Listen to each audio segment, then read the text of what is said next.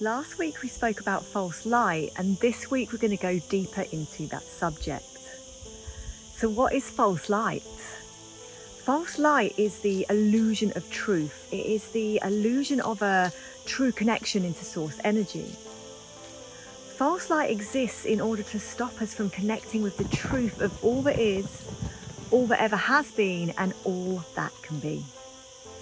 It exists to stop us from reaching our ultimate goal, that is to be in our full connection with ourselves as source energy, whilst returning to the oneness of all that is. False light exists in many teachings, from religions to New Age, even down to the mathematics and sciences that we are taught in schools and that are used as a basis for our spiritual teachings. All of which are designed to keep us in our lesser vibrancy and frequency in an inorganic system that needs to feed to sustain itself.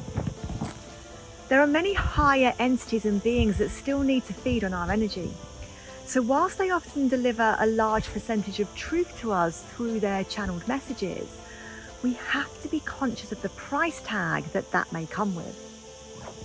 Not all higher beings are here for the good of the planet. Not all of them want us to ascend.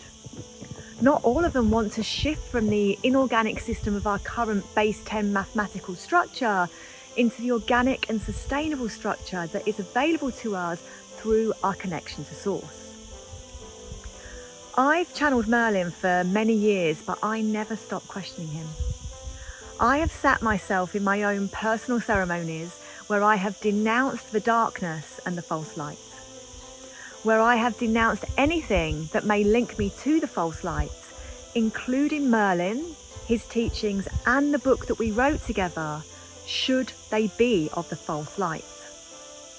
I have denounced my ego, because if it turns out that Merlin and my book are of the false light, then I would need to push past my ego to be able to admit that to both myself and to others.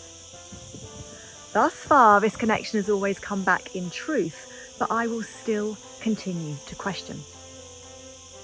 I've committed myself to only work for the true light, and am therefore prepared to let go of anything that does not serve the true light in full, no matter the challenge to my ego. In order for us to ascend from the grips of darkness and falsehoods, we must all be prepared to relinquish our ego and surrender into the unknown. Question everything, because everything is questionable. This is how we find truth. Not by being led to it like a horse to water, but instead by diving deeply into the complexities that have been woven into our teachings across all levels of conscious understanding. Truth can be painful sometimes as we start to witness it for the first time, but only because we are engulfed in a sphere of lies.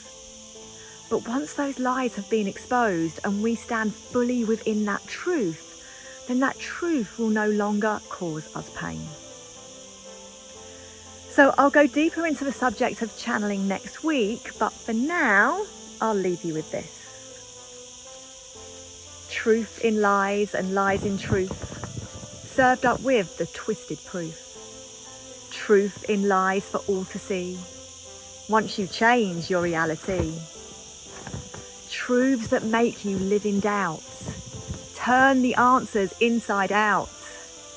Truths that lead to different paths and sometimes leave you on your arse. It's time to question everything, even truths that I do bring. It's time to question who you are.